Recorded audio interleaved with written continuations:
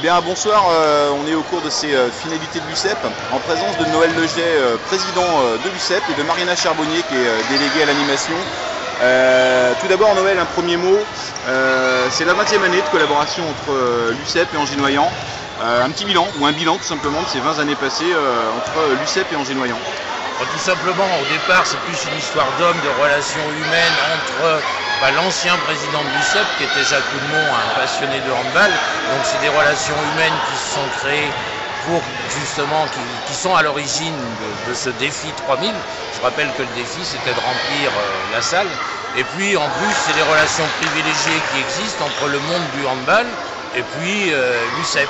Parce qu'on se reconnaît parfaitement dans les valeurs du handball, le respect de l'arbitrage, le respect de l'adversaire. Donc ce sont des choses qui sont extrêmement importantes pour nous et puis qui ont été mises, je pense, en évidence aujourd'hui. Parce que moi, je suis allé dans les autres salles et puis il n'y a pas eu de problème. Quand les joueurs on leur demande de sortir du terrain pour être remplacés, ça se passe bien. Il n'y a pas de contestation de l'arbitrage, ça se passe dans un très bon esprit. Et puis je crois que les 20 ans, on a vu une progression au cours de ces 20 ans, justement dans l'état d'esprit, parce qu'on est avant tout, nous, un mouvement éducatif, sportif et éducatif. Donc le défi 3000, c'est l'occasion de mettre ça en évidence plus particulièrement. Très bien, merci. Donc on peut dire que c'est un bilan positif ces 20 dernières années.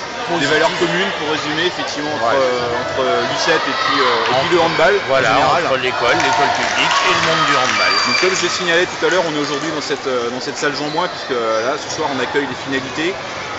Mais là, je vais faire intervenir Marina, puisque au cours de toute cette journée, il y a eu plusieurs sites sur lesquels se sont déroulés les matchs. Un bilan de cette journée, Marina, en tant que coordinatrice, j'allais dire, de tous ces sites. Eh bien, aujourd'hui, on a accueilli 30 équipes sur 3 salles de la ville d'Angers.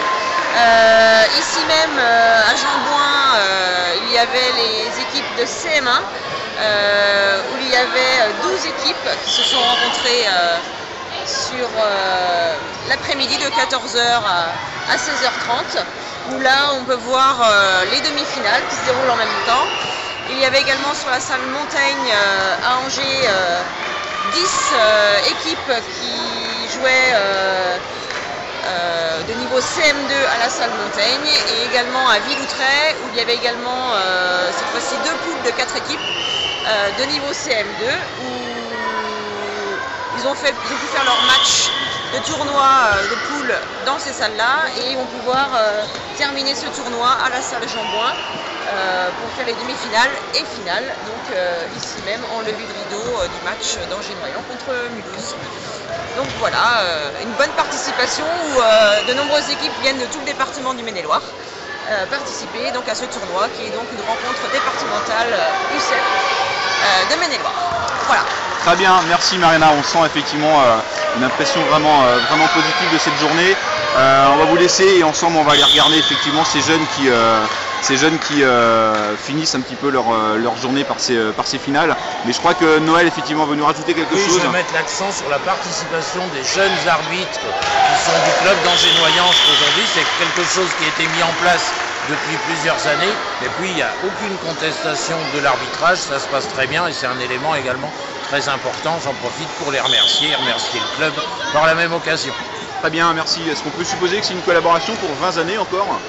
Oui, on est reparti, on est encore jeune. Très bien, merci à tous les deux pour l'organisation et puis bonne fin de journée. Merci à vous.